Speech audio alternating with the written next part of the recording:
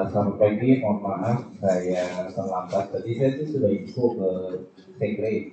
Makanya Sekre sibuk pagi ini. Saya ada pasien emergensi, jadi saya beresin dulu dan berangkat. Kalian punya kuliah lagi sampai jam berapa? Jam 10 ya, sebentar lagi.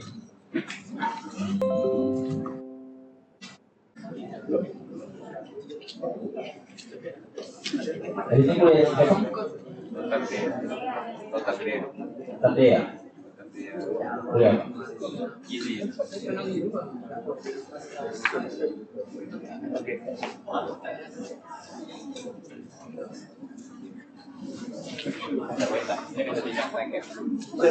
Dari kami aja. Bisa. Next gimana?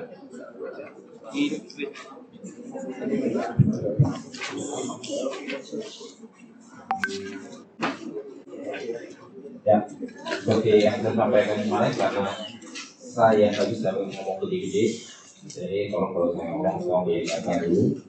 Kalau kira-kira ngantuk habis ngapain gitu, kalau mau tidur boleh, saya berisik ya.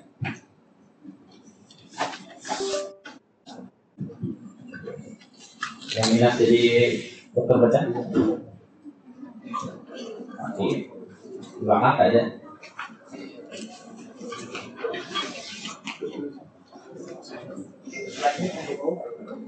Slide no.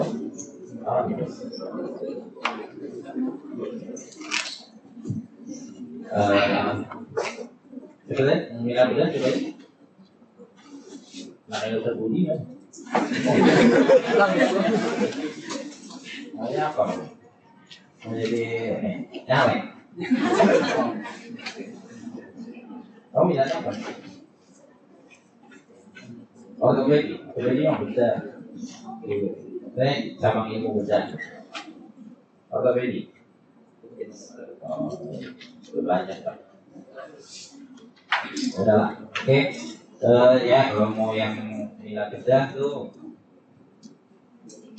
ya kita lagi berusaha untuk membuat program pendidikan dokter spesialis bedah presiden. Ya, jadi mudah-mudahan ya kalian lulus programnya udah establis. Jadi kalau kalian mau sekolah nggak perlu jauh-jauh ke luar kota.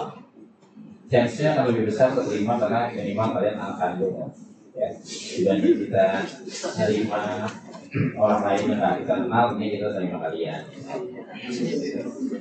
Cuman kalau yang cowok, kalau merasa punya potensi, merasa punya peluang, kesempatan, sekolahnya di luar, jadi sejauh Jawa. Ya, kalau kalian melihat, kan udah di sini ini udah tahu tentang PBDR, koas, minimal keluar kota, maksudnya cowok lah, biar melihat dunia luar, biar mengetahui bahwa kalau memang dari kecil di Jambi dan mengetahui bahwa Jambi itu bukan pusat alam semesta. Jadi biar wawasannya lebih luas. Oke, kita kuliah mudah-mudahan nggak lama karena saya udah harus operasi lagi. Kali ini kuliahnya tentang anatomi testis dan skrotum. Kalau kemarin kita bicara anatomi genitalia eksterna, penis saya laki-laki. Ini kita bicara testis dan skrotum.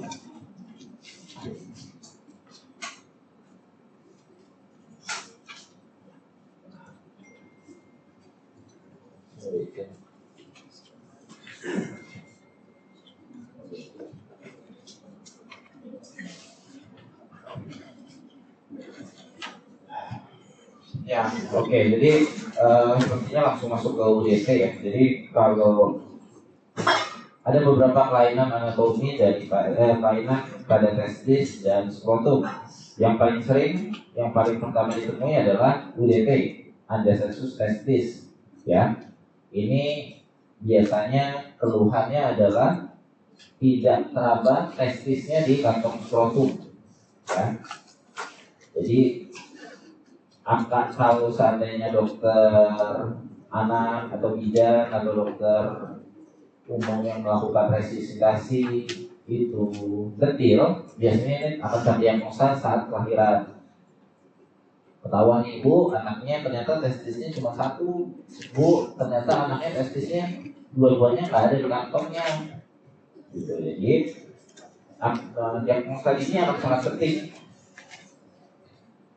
Jadi di antara kasus ini testis hanya teraba tidak teraba di kantong, 2/3-nya tuh unilateral.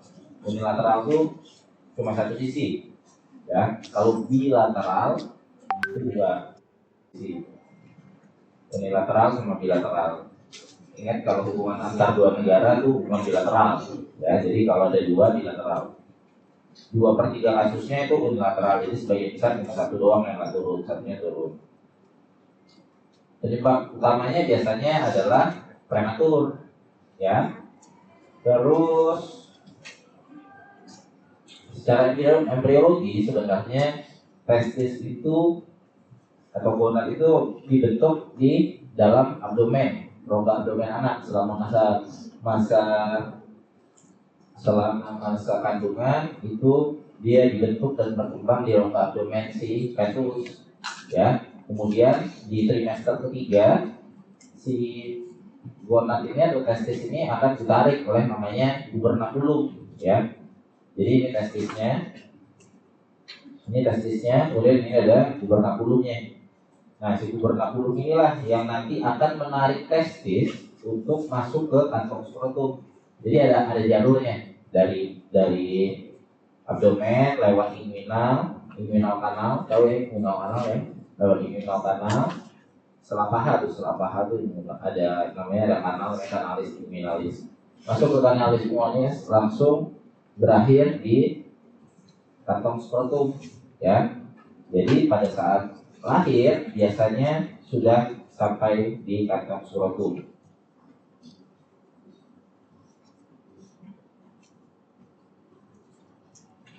Nah, ini biasanya dia masuk di minggu ke 25 sampai 35 itu udah masuk ke inguinal atau ke skrotum di usia 9 bulan, ya. Masuk trimester ketiga dia udah mulai masuk ke kanalis inguinalis. Awalnya di sini nih, di rongga abdomen. Dikembangkan dulu di sana. Oke. Ini nggak usah. Ya, intinya adalah dia sampai minggu ketiga, semester ketiga dia turun ke kantong buah zakat. Kemudian rata-rata nanti biasanya si buah zakat si testis itu nanti akan berada di buah zakat itu tadi seperti saya bilang di usia kandungan 9 bulan. Namun pada sebagian kasus itu biasanya bisa kita tunggu sampai nanti dia di usia 6 bulan, di usia 6 bulan kelahiran, ya. Masih tetap ada peluang dia terlambat, apalagi kalau masih prematur, masih mungkin di usia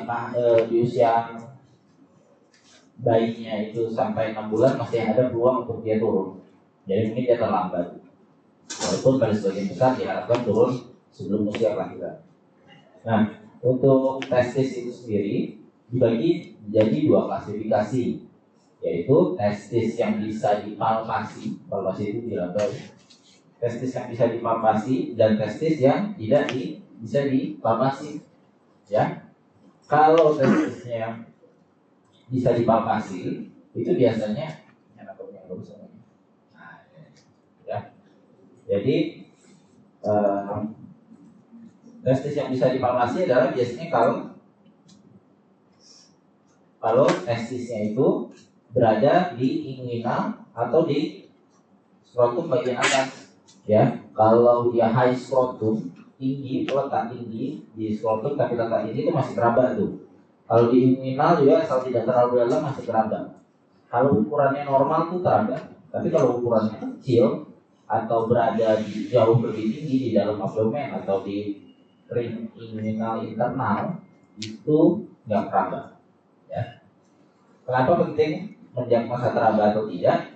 Ya jelas kalau teraba harusnya prognosisnya lebih baik karena semakin dekat dengan kantong skrotum. Semakin dekat dengan kantong skrotum, semakin mudah kita untuk mengkoreksinya. Semakin tidak terabas, semakin berarti dia semakin jauh, semakin susah mencarinya dan semakin susah untuk mengkoreksinya. Ya, jadi logika pondoknya adalah ya kalau keraba mudah tuh nyari, udah jelas barangnya ada, sayap aja di atasnya misalnya sudah ketemu lah tuh barang. Tapi kalau keraba aja enggak, ya harus dibongkar, nyarinya repot. Ya lagi-lagi keraba atau tidak itu ditentukan dari satu ukurannya dan juga dari ukuran testis saat itu, dan juga ditentukan oleh posisinya. Posisinya berada di dekat, semakin dekat skrotum atau tidak. Oke. Terus penyebabnya bisa kongenital, bisa didapat, bisa recurrent. Kalau kongenital ya dari bawaan lahir lah. Acquired didapat tuh biasanya riwayat trauma, ketendang, nah pakai gitu ya, tertarik testisnya balik ke atas, terlempar balik ke atas. Recurrent dia udah pernah diperbaiki, dioperasi terus balik lagi ke atas, ya. Nah, ada lagi selain UDT ada yang juga disebut dengan ectopic testis. Kalau UDT, undiagnosed testis, dia masih berada pada jalur inguinal ringnya, jalur yang normal, dibentuknya di sini, kemudian ditarik turun, tapi masih nyangkut di sini. Ini masih UDT nih, tapi masih nyangkut di sini, belum sampai turun masih di sini, itu masih UDT nih. Tapi kalau dia dari awal posisinya udah tidak berada di jalur yang seharusnya, itu disebut ectopic testis. Ya bedanya ya. Kalau dia di abdomen, kalau dia di femoral, bahkan di perineum, paling sering juga di femoralis nih, di tulang femur. Di abdomen bagian bawah, bahkan abdomen bagian atas nih masih mungkin. Itu disebut ectopic testis. Jadi harus dibedakan. Ectopic itu sesuatu yang tidak berada pada tempatnya. Yang paling terkenal tuh kalau kalian pernah dengar ectopic pregnancy, kehamilan ektopik, ya. Kehamilannya tidak berada pada jalur yang sebenarnya, jadi dia tidak berkembang si janinnya. Itu juga ectopic testis, testisnya tidak berada pada jalur yang sebenarnya, jadi ektopik. Ya inilah ya, ini disebut UDT abdominal kalau masih di abdomen, UDT inguinal kalau masih di inguinal, dan ini supraskrotum, high skrotum. Di skrotum tapi masih agak tinggi, harusnya kan di posisinya di intraskrotum pas ya. Kalau ektopik macam-macam tempatnya. Pokoknya kalau bukan di inguinal root, bukan di jalur inguinal ya bukan. Patogenesisnya ya paling sering itu karena masalah daripada prematuritas, biasanya masalah dari defisiensi hormon androgen, sehingga si gubernaculum yang harusnya bertanggung jawab untuk menarik testis ke bawah itu dia tidak menjalankan fungsinya dengan baik, sehingga dia macet. Etiologinya hormonal, genetik, mekanikal itu dia trauma atau karena gerakan berlebihan, tapi paling sering sih hormonal ya.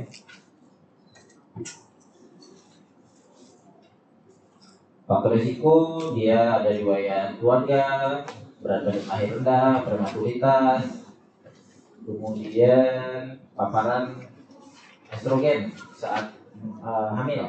Biasanya ini ibunya nggak tahu nih kalau dia lagi hamil, jadi dia mengkonsumsi pil KB, jadi dia terpapar estrogen padahal dia sedang hamil dan anaknya masalahnya laki-laki, jadi menyebabkan hormon laki-lakinya, hormon androgennya tertekan, jadi terjadilah UDT.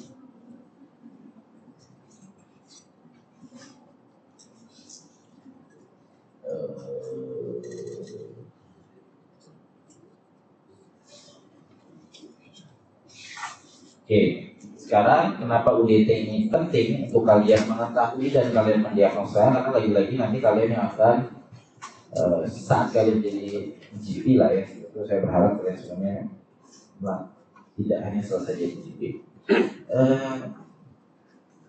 Kenapa ini penting untuk kalian diagnosa? Karena ada komplikasi yang terjadi apabila UDT ini dibiarkan. Yang pertama, si testis itu kita kembalikan dulu fungsinya. Fungsinya adalah fungsi fertilitas. Dia bertujuan untuk menghasilkan hormon laki-laki. Ya, hormon laki-laki testosteron pada laki-laki itu 95-98% dihasilkan di testis. Kalau dia tidak menghasilkan hormon testosteron, maka pasiennya khususnya itu kemampuan dia untuk menghasilkan sperma yang baik akan sangat rendah. Ya, jadi akan mempengaruhi fungsi fertilitas. Testis itu dia untuk bisa bekerja dengan baik itu harus berada di suhu yang optimal. Ya.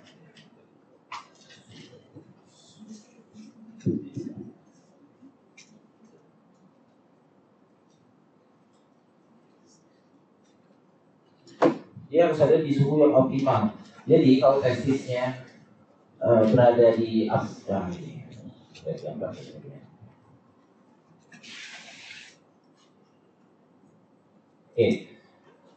suhu abdomen itu lebih tinggi, ya. Suhu abdomen itu karena itu banyak organ, suhunya panas, hangat, ya. Di kantong skrotum itu ada namanya otot kremaster, ya. Otot kremaster itu bertugas bisa loose, dia bisa relaksasi, bisa kontraksi. Jadi kalau kalian yang laki-laki atau adik-adik kalian yang laki-laki bisa dilihat tuh, kalau suhunya panas, si kantong skrotumnya akan turun, ya, kendor. Tapi kalau suhunya dingin, dia akan kencang. Kenapa? Itu adalah salah satu bentuk pertahanan tubuh daripada testis. Karena abdomen itu suhunya hangat, kalau lagi dingin, maka si kantong skrotum, si otot kremasternya itu akan menarik testis ke arah atas mendekati rongga abdomen supaya hangat si testisnya, supaya dia tetap berada di suhu yang optimal. Kalau seandainya dia lagi di suhu panas, lagi panas-panasan main di lapangan, hampir pasti si skrotum akan menarik testis ke arah bawah, akan renggang dia menjauhi suhu abdomen supaya tidak terlalu panas, ya.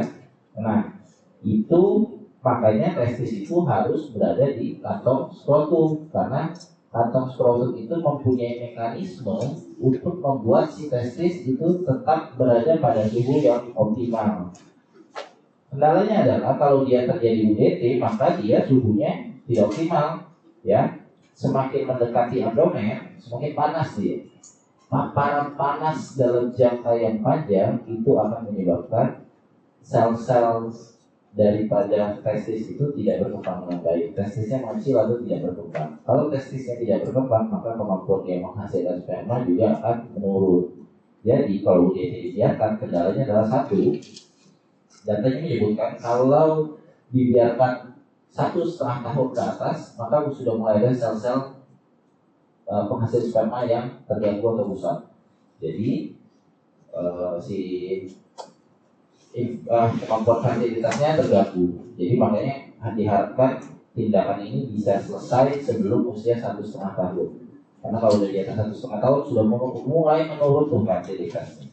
Kemudian kalau dibiarkan dalam jangka yang lebih panjang, 10 tahun ke atas, maka paparan panas yang terus-menerus itu akan membuat sel-selnya berubah menjadi sel kanker, ya, akan berubah menjadi sel kanker, jadi seminoma, ya, seminoma testis.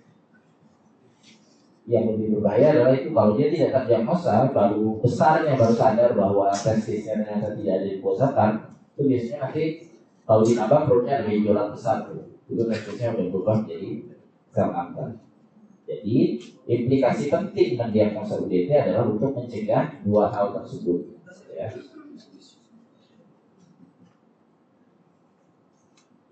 Ya, ini gambarnya. Nih, kalau anaknya kurus tuh bisa jelas kelihatan. Ini gede, ini kok kosong. Makanya harus diraba sih sebenarnya, ya. Perabaan itu penting. Nah, ini kosong nih, dua nggak ada. Kalau diraba kosong, cuma kantongnya doang, ya. Kalau diraba itu ada tuh terasa. Pemeriksaan fisiknya dilakukan dengan 2 jari, ya dicari buah zakarnya. Nanti biasanya ini bisa diajarkan pada saat skill lab ya, bisa skill lab. Nah, jadi tindakannya adalah kita ini pilihan terapi dari UDT ini ada 2 berdasarkan konsensus internasional. Satu diberikan terapi hormon, yang kedua surgery, dicari testisnya terus direposisi. Cuman data-data terbaru menunjukkan terapi hormon itu sama sekali hampir tidak efektif sama sekali untuk menurunkan si buah zakar, karena gubernakulumnya biasanya sudah lengket, nggak bisa lagi mau ditembak hormon gimana, dia udah nggak bisa bergerak lagi, udah mentok. Ya, jadi terapi hormon nice to know aja bahwa ada pilihan terapi hormon nih, surgery prefer dan HCG, GNRH itu terapi hormonnya. Ya, karena efektivitasnya sangat buruk, jadi itu sudah mulai ditinggalkan. Tapi nice to know aja ada pilihan tersebut. Ya, pilihan terapi operasinya namanya orhidopeksi. Ya, kapan dikerjakan si orhidopeksi ini? Pada usia 6 bulan. Kenapa usia 6 bulan? Karena satu, kemarin saya bilang usia 6 bulan itu udah lebih aman untuk di anestesi.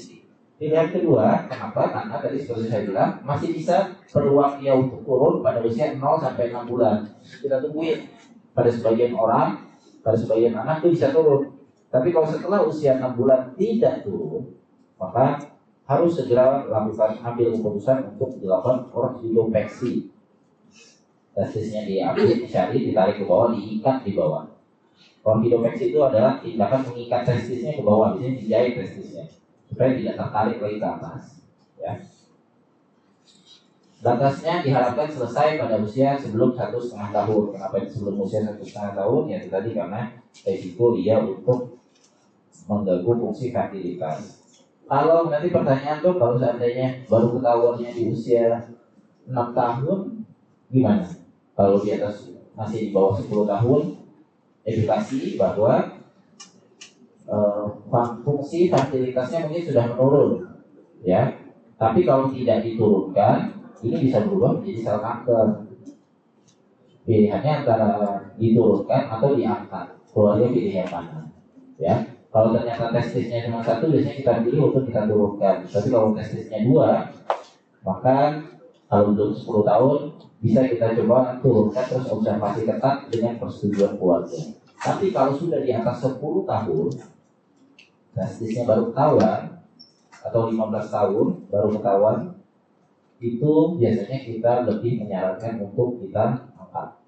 Ya, ketemu testisnya di orhidektomi. Tomi itu memotong, ya. Jadi testisnya ketemu, potong, buang. Apalagi kalau dia punya testis satu lagi. Satu testis cukup untuk menghasilkan sperma yang baik.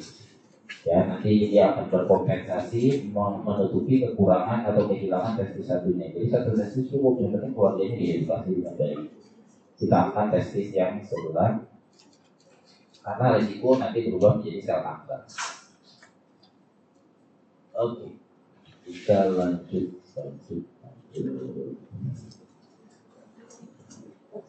Ya, operasi testisnya bisa open, bisa dengan laparoskopi. Kalau dia di abdomen, biasanya kita kerjakan secara laparoskopi. Ini kalau mau dilihat, ini testisnya nih, ini udah busuk nih, udah hitam ya. Ya, kalau udah hitam ini biasanya kita buang, biasanya udah non fungsi. Aliran darahnya terganggu, terlalu panas, jadinya hitam dia. Ini testis yang baik warnanya begini. Ini testis ini masih di rongga abdomen. Ya, kalau tersedia, operatornya tersedia, dokternya tersedia, fasilitas laparoskopinya tersedia, kita kerjakan dengan laparoskopi. Jadi sayatannya kecil. Kalau di sini sudah kita kerjakan secara laparoskopi. Dia tadi beda-beda ini. Kita terus bicara ke total enlargement, ya. Ada pembesaran testis.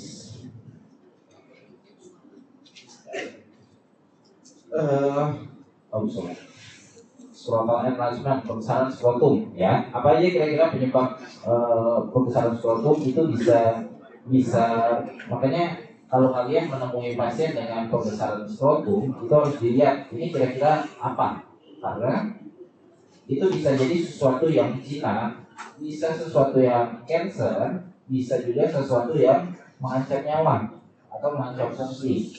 Jadi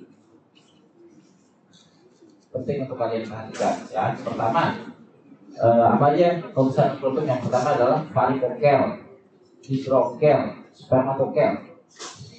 Sekarang kita lihat satu-satu dulu. Mana varikokel?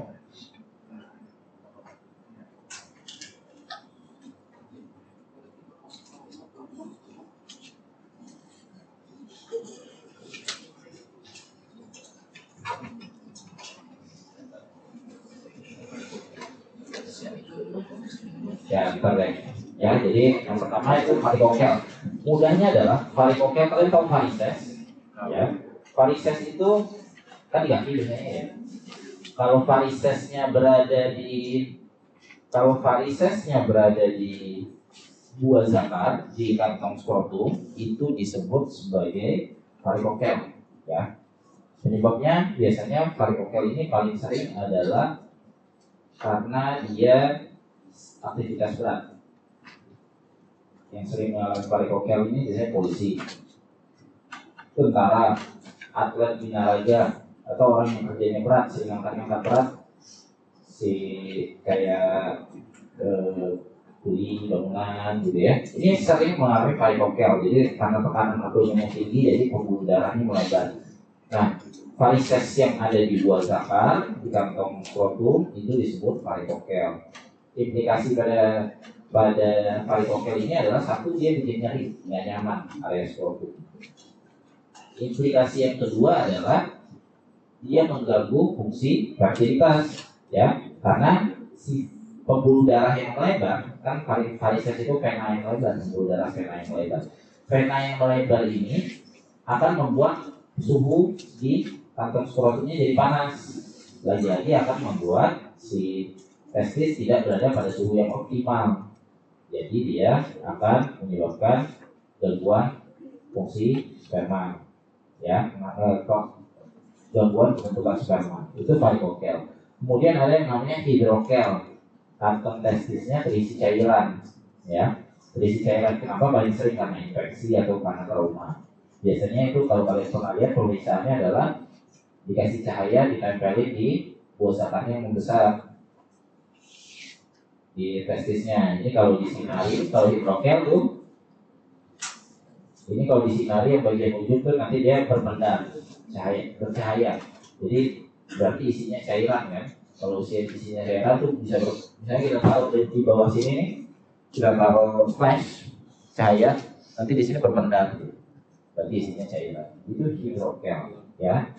Hidrokel ini dia sebagian besar tidak mengganggu fungsi, tidak menyebabkan nyeri, tapi secara kosmetik kurang baik dan pasiennya jadi nggak nyaman, atau pergerakannya kalau terlalu besar, pergerakannya jadi tidak nyaman. Jadi biasanya pasiennya datang dengan keluhan ada benjolan yang tidak nyaman, biasanya tidak nyeri. Kemudian yang lain adalah spermatokel. Ini jalur spermanya yang beradang yang besar, biasanya akhirnya mengganggu fungsi sperma. Kemudian yang penting juga kalian ketahui adalah kalau penyebabnya itu trauma, ya, karena penyebabnya kecelakaan atau tertendang atau apalah gitu ya, si testisnya itu bisa mengalami namanya torsio atau terpuntir, ya. Ini kan testis nih, ya, ini testis di buah zakar. Pembuluh darahnya ini cuma dari sini doang nih. Oh, bukan cuma dari sini doang, banyak sih pembuluh darah lain. Tapi sebagian besar tuh lewat dari saluran ini. Kalau si testis ini terpuntir karena trauma atau spontan, berat sekali. Pembuluh darah ini di atas ini juga terpuntir. Apa yang terjadi kalau pembuluh darah terpuntir? Aliran darah ke testisnya itu menjadi terganggu, ya. Kalau aliran darahnya terganggu, maka testis ini dibiarkan bisa mati. Jadi kalau torsio testis, biasanya pasiennya akan mengeluhkan nyeri mendadak yang hebat, baik pasca trauma maupun tidak trauma. Jadi kalau kalian menemukan pasien dengan nyeri hebat di daerah skrotum, kalau dia nyeri hebat gitu datang ke IGD, itu harus supaya dari trauma sebelumnya itu harus curiga adanya torsiotestis. Kenapa? Karena torsiotestis ini merupakan salah satu kondisi emergensi di bidang urologi. Ya, harus segera dilakukan. Golden periodnya cuma 6 jam. Kalau sudah lewat dari 6 jam, kita baru lakukan tindakan, maka testisnya biasanya udah mati dan harus diangkat. Jadi begitu nyeri datang ke IGD masih dalam golden period, biasanya kita langsung masuk kamar operasi untuk eksplorasi. Kita lihat testisnya memang benar terpuntir atau tidak. Ya, kalau memang benar, saya banyak sih gambar-gambarnya, sepertinya nggak sempat. Kalau nanti dibuka ternyata testisnya memang benar terpuntir, biasanya kita perbaiki dulu. Kita kembalikan ke posisi yang semula, evaluasi selama beberapa menit. Kalau awalnya menghitam terus bisa jadi merah lagi, kita pertahankan. Cukup kita ikat saja supaya tidak terpuntir lagi. Tapi kalau ternyata setelah dievaluasi masih hitam, maka itu harus diangkat. Ya, makanya penting untuk mendiagnosa ini supaya pasien bisa dieksplorasi dalam golden period.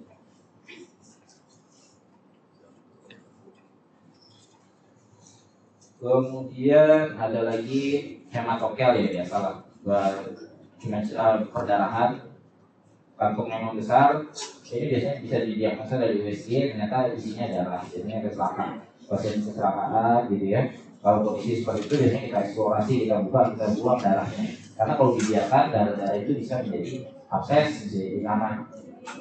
Kemudian tumor, benjolannya, kalau tumor itu sifatnya keras, besar, makin lama makin membesar. Awalnya kecil dok, terus lama-lama makin membesar, keras, itu biasanya tumor. Kalau besarnya udah kayak pohon buah kelapa itu ya pasti hampir pasti itu tumor. Ya, kalau yang lain, kalau hidrokel biasanya sifatnya kistik. Kalau torsio itu biasanya tidak membesar, tapi disenggol sakit, nyeri, dia gerak dikit nyeri. Kalau tumor itu udah jelas terabang masa padat yang makin lama makin besar. Kalau infeksi biasanya kelihatan lah. Kalau infeksi satu ada tanda-tanda peradangan, rubor, dolor, kalor ya, kemerahan, disenggol nyeri, pasiennya ada demam, apalagi udah mulai ada nanah-nanah yang keluar, ya itu tanda-tanda infeksi lah ya. Ini tanda-tanda inflamasi. Udah pernah belajar belum? Dolor, kalau rubor, kalau ada dolor, kalau rubor, bla bla bla itu adalah berarti infeksi. Kalau infeksi lebih aman, tinggal dikasih antibiotik seminggu membaik. Ya, tapi kalau yang penting diawasi adalah kemungkinan dia torsio atau bukan. Kalau varikokel ya tidak emergensi, tumor tidak emergensi, yang penting adalah varikokel tumor.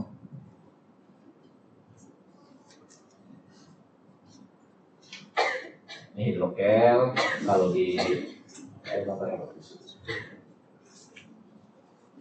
nah ini hidrokelnya ya, hidrokel. Ini ya ini hidrokel nih ya, ada penumpukan cairan, kita sistem normal tuh begini, ada penumpukan cairan itu disebut hidrokel. Tadi gambar aja lah. Nah ini seperti saya bilang nih, berpendar dia, kasih center di sini berpendar, itu gambaran hidrokel ya.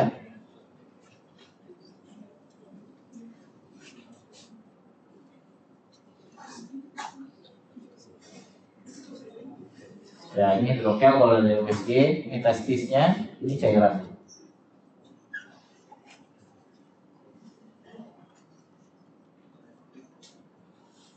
Ini varikokel. Nah ini nih, ya, pembuluh darah venanya melebar sehingga panas daerah sini, jadi suhunya tidak optimal.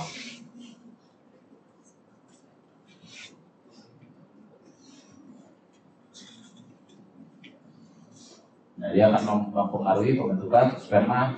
Biasanya spermanya satu, produksinya kurang, dua, bentuknya tidak normal. Karena bentuknya tidak normal, pergerakannya juga jadi tidak normal. Ya, biasanya khas tuh bentuk. Kalau kalian ketemu nanti ada gambaran sperma, ada tanggal kalian nunjukin kalian, ini gimana sih kok sperma saya begini. Kali ini ya ternyata bentuknya tidak normal, jumlahnya tidak normal, pergerakannya tidak normal. Itu kemungkinan varikokel, ya. Tiga-tiganya itu kalau ada 3 masalah tersebut kemungkinan varikokel. Terus satu lagi biasanya yang kayak gini datang adalah kalau orang mau tes tentara atau mau tes polisi. Karena kalau ada tes tentara polisi tidak boleh ada varises di tubuhnya. Jadi salah satu indikasi tindakan adalah kalau dia mau tes polisi atau tentara.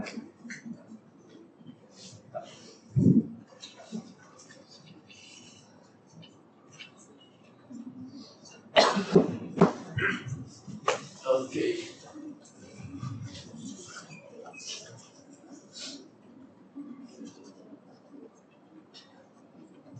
Ada pilihan lain atau tidak? Ya, jadi untuk operasi varikokel itu biasanya kita lakukan tindakannya sayatannya kecil. Yang paling gold standarnya saat ini adalah insisinya subluminal mikro. Jadi sayatannya mungkin hanya 1-2 cm untuk mencari pembuluh darah yang lebar dan dibuang. Jadi harusnya untuk pasien lebih nyaman, pemulihan lebih cepat, dan kalau dia mau tes tentara itu masih aman karena batasnya biasanya 5 cm itu kalau tentara. Tidak boleh ada luka di tubuhnya lebih dari 5 cm. Jadi kita kerjakan dengan mikroskopik, ya, dengan mikroskop atau loop pembesaran supaya lukanya seminimal mungkin. Nah ini torsion testis, ya, setelah dibuka udah hitam nih testisnya, ya. Testis yang asli itu biasanya putih, pucat. Nah ini sudah hitam. Ini testisnya kalau udah begini harus diangkat, dibuang karena kehilangan aliran darah menuju testis. Nih terputir dia, ini gambarnya, ya. Metir, harusnya lurus tapi dia metir. Biasanya untuk melurusnya kita otak-atik, arahnya kayak otak-atik, putar sampai ininya lurus lagi. Nih kalau torsio tuh nggak kelihatan dari luar, dia biasanya nggak kelihatan pekar, tidak ada terlalu massa, cuma disenggol sakit, nyeri hebat.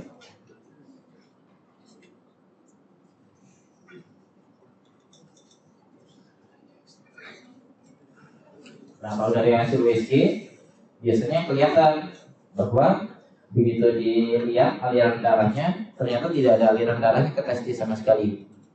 Itu menunjukkan itu gold standar pemeriksaan torsion testis adalah dengan melakukan pemeriksaan USG testis Doppler di Doppler, ya, pakai melihat kira-kira masih ada aliran darahnya atau tidak. Kalau keluarganya ragu-ragu, dok saya ragu-ragu mau langsung tindakan, ya udah USG testis dulu dengan edukasi bahwa kalau golden periodnya lewat ya mungkin akan diangkat. Kalau pasiennya mau, ya udah di USG dulu terus dilihat ada aliran darah yang tidak ke testisnya. Kalau ternyata dilihat ada aliran darahnya ada dan bahkan meningkat, terjadi peningkatan aliran darah ke testisnya, berarti itu infeksi, ya. Kalau ada peningkatan aliran darah itu infeksi. Tapi kalau ternyata tidak ada aliran darah sama sekali, itu torsio testis. Kalau infeksi dikasih obat, kalau torsio masuk ke kamar operasi eksplorasi.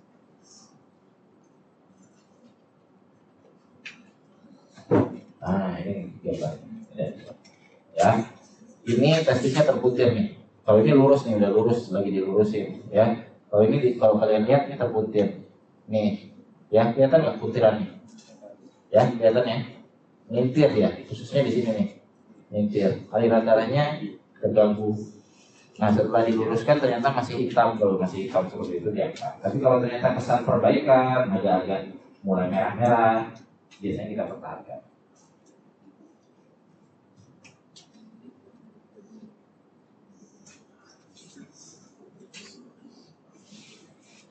Habis. Oke. Yang mau ditanya?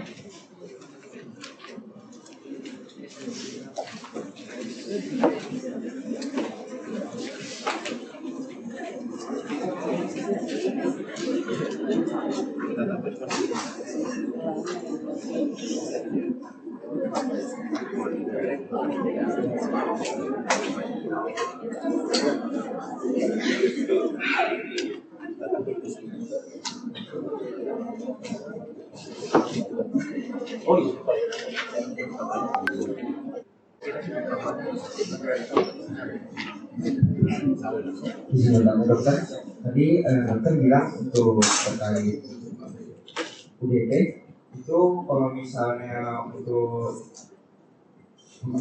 hormon itu kurang efektif dari berbagai sumber. Setahu saya dokter, ini mohon koreksi dokter, HCG digunakan untuk mencari tahu terkait ektopik pada testis di mana. Kalau sekiranya dokter, kalau misalnya kita mau mencari testis dan kita mungkin arah diagnosisnya itu ke ektopik selain HCG, mungkin kira-kira apa lagi?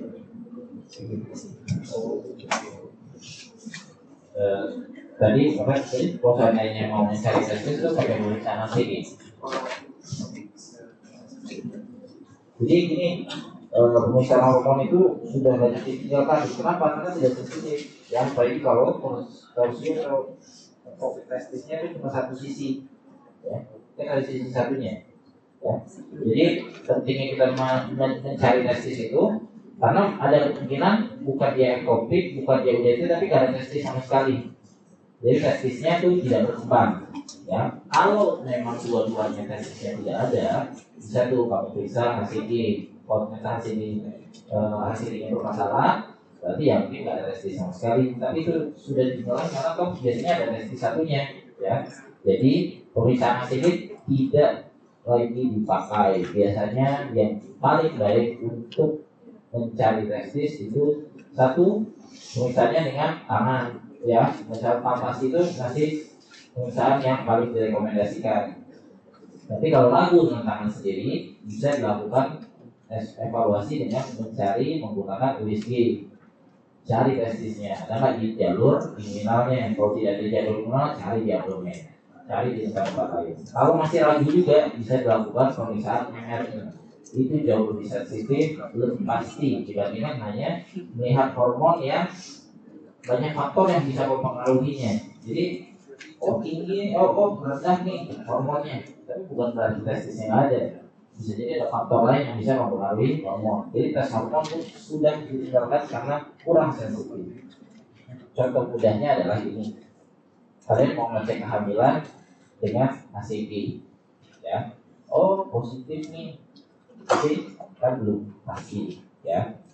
Mau pastinya gimana? USG, kelihatan memang ada kantongnya, ada bayinya, itu kelihatan, ya. Jadi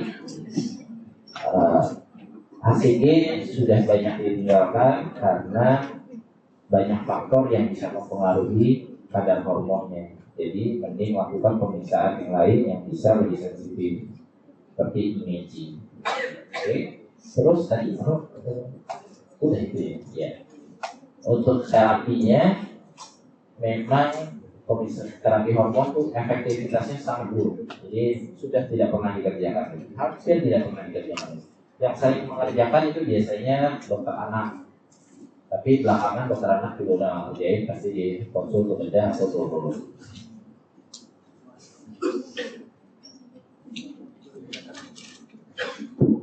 Jadi maksudnya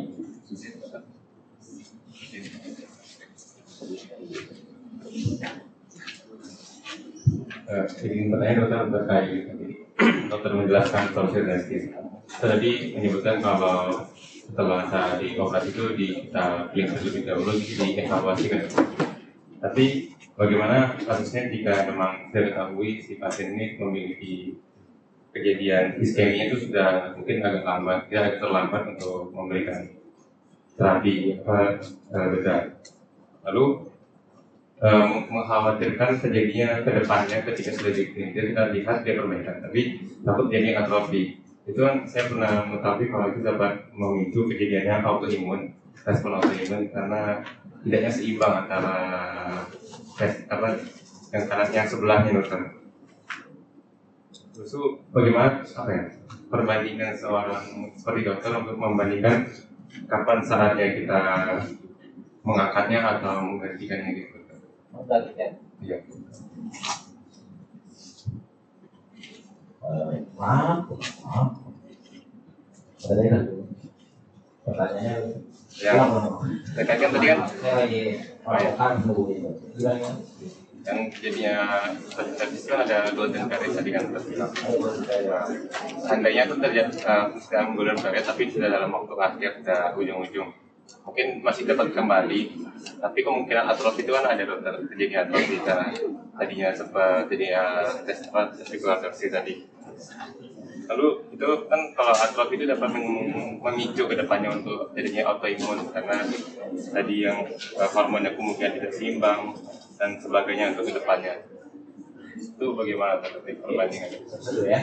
Oke, jadi tadi pertanyaannya dari temannya bagus sih. Kan golden periodnya 6 jam ya. Gimana kalau datangnya lewat dari 6 jam atau 5 jam lewat 45 menit gitu ya. Jadi kalau memang masih golden period biasanya kita push untuk segera eksplorasi ya. Kemudian dilihat langsung kalau ternyata testisnya masih fungsi, masih baik, jadi memerah lagi, kita tidak peduli dia mau nantinya mau atrofi, mau apa, turunin dulu ya. Karena testis itu lagi-lagi seperti saya bilang itu penghasil hormon laki-laki 98%. Walaupun masih ada satu sisinya, turunkan dulu. Satu penting untuk kepercayaan dirinya. Yang kedua penting untuk nantinya perempuan menghasilkan sperma. Kalaupun ternyata dia nanti atrofi, biasanya itu tidak signifikan, tetap bisa menghasilkan sperma. Yang penting testisnya masih ada. Dan angka atrofi kalau masih dalam golden period itu rendah. Jadi tetap akan kita turunkan selama dia masih hidup ya. Walaupun tetap nanti akan kita evaluasi berkala dalam 2 atau 3 tahun ukurannya berkembangnya sama dengan sebelah kiri atau tidak ya. Tapi biasanya keputusan yang kita ambil adalah tetap menurunkan selama dia viable. Selama dia masih hidup harus kita turunkan. Kalau tidak kita turunkan maka bisa jadi masalah nanti di kemudian hari. Bisa jadi tuntutan hukum ya. Testis itu buat laki-laki itu sangat penting ya. Orang tuanya bisa marah kalau testisnya diangkat tanpa indikasi yang pasti. Satu-satunya indikasi pasti kita untuk mengangkat testis pada kasus torsion testis adalah non viable ya. Kalau kita nanti bisa terjadi autoimun dan sebagainya kan itu belum pasti terjadi. Yang penting adalah kamu mengedukasi. Kemungkinannya ya bisa jadi nggak turun, tidak besar. Pada kasus yang sangat jarang mungkin bisa terjadi kasus autoimun walaupun sangat jarang ya. Jadi target utamanya adalah menurunkan, jangan banyak pikir lagi, kita turunkan selama dia masih hidup. Kalau ternyata golden periodnya sudah lewat, pilihannya adalah bisa USG dulu aja ya. Golden periodnya lewat, USG dulu biar ada bukti tertulis, bukti pasti. Ini bu, udah mati nih ya, dari testis sudah kelihatan di torsio, sudah nggak ada aliran darah. Kita buka, kemudian dia masih hidup atau sudah mati. Walaupun kemungkinan besar sudah mati, tapi minimal ada bukti tertulis. Jadi kalau sudah lewat golden period, polisi dulu, tapi tetap masuk ke nomor operasi dieksplorasi. Kalau yang terbukti hitam diangkat, tapi kalau terjadi keajaiban belum hitam, kita posisi. Apa yang terjadi kalau dibiarkan? Nah, yang bisa memicu reaksi autoimun itu kalau testis yang mati dibiarkan, itu bisa memicu respon autoimun. Yang pertama bisa terbentuk pus nanah di sini. Yang kedua, dia bisa mempengaruhi respon autoimun itu testis sebelahnya. Bisa rusak juga testis sebelahnya. Jadi harus ya. Kalau masih hidup biasanya jarang dilakukan respon autoimun. Oke, dan kedua apa tadi? Ini tuh karena mungkin menimbang kalau walaupun dia berhasil tapi dari terbilang autoimun itu dapat mengancam yang satunya jelas dia available, dia bisa produksi. Apakah tidak sebaiknya kita menghindari resiko untuk mengangkat itu? Kalau dia hidup, walaupun dia bisa jadi kemungkinan atrofi gitu. Ya, lagi-lagi indikasi absolutnya adalah hanya kalau dia non viable, kalau dia mati, ya. Angka kejadian atrofi yang membuat akhirnya respon autoimun itu sangat rendah. Jadi biasanya tetap kita pertahankan, tapi observasi tetap. Kalau nanti ternyata ada tanda-tanda autoimun radang besar dan tidak bisa kita koreksi, maka baru kita edukasi ulang, bunya harus diapa. Jadi yang penting Ini mau saya kasih tahu nih, dokter zaman sekarang itu sudah tidak zamannya lagi dokter yang terdiam, yang nggak ngomong, tidak menjelaskan. Ini sekarang zaman dikit-dikit viral, dikit-dikit tuntutan hukum. Jadi kalau kalian introvert merasa saya introvert, saya nggak bisa lah mau edukasi pasien, mau ngobrol sama pasien, cari pilihan karir yang tidak bertemu dengan manusia. Radiologi, PA, PK itu nggak kontak sama manusia, itu cocok untuk orang introvert. Tapi kalau kalian beda khususnya, itu harus banyak lebar kalian kasih penjelasan supaya tidak terjadi masalah hukum. Jadi Bu, ini ada torsi testis, kemungkinannya A, B, C, D, D-nya. Pilihan terapinya A, B, C, D. Resiko operasi A ini, resiko operasi B ini, resiko operasi C ini. Ibu setuju atau tidak? Silahkan pilih setuju atau tidak, saya ikut keputusan dulu. Kalau ikutannya yang paling bagus menurut saya menurut guideline ini, tapi ada resiko ini. Silahkan pilih. Setuju? Ya, tanda-tanda. Ya. Jadi keluarga semua setuju. Kalau mau ribut-ribut saya nggak kerjain. Ya, setuju. Apapun resikonya, keluarga siap. Paham bahwa yang penting kita jelaskan adalah paham bahwa semua tindakan medis itu ada risikonya. Tidak ada tindakan medis yang zero complication, zero risk of complication, tidak ada. Ya, selalu ada risikonya, itu yang harus dijelaskan. Oke? Ya. Ada lagi? Ada lagi pertanyaan? 1, 2, 3, ada ya? Oke, saya rasa cukup dulu. Mohon maaf dari terlambat. Semoga bermanfaat. Terima kasih.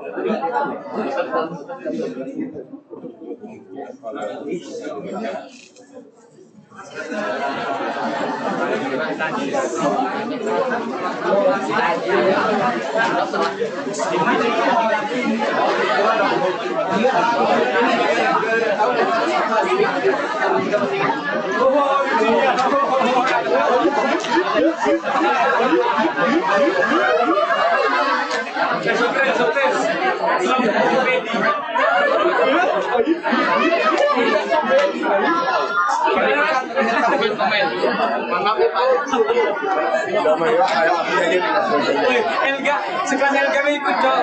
Ikut tahu. Wah,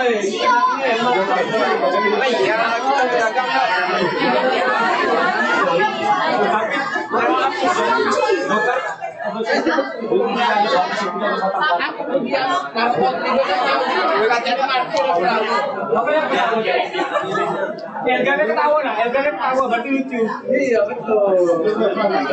Cepat.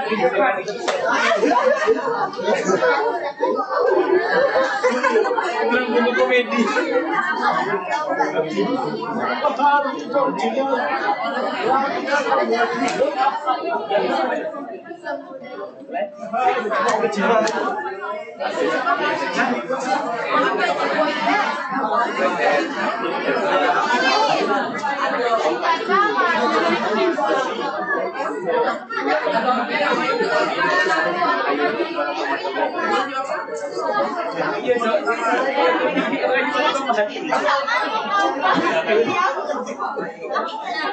Orang kuat atau besinya lagi.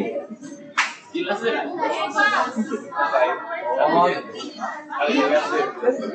Udah lagi. Dia mau ganti-ganti di sini. Sekarang dia nggak bisa. Nanti nggak kelihatan, Cok. Pas dapat sini baru bilang ini jadi kita bisa terangin lagi dulu. Tapi risikonya juga nggak ada.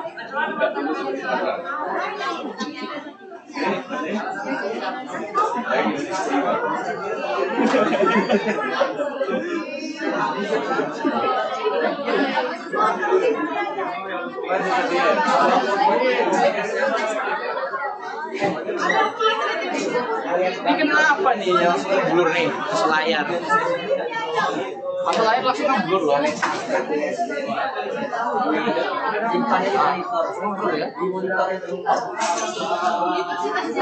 coba lihat capture card-nya.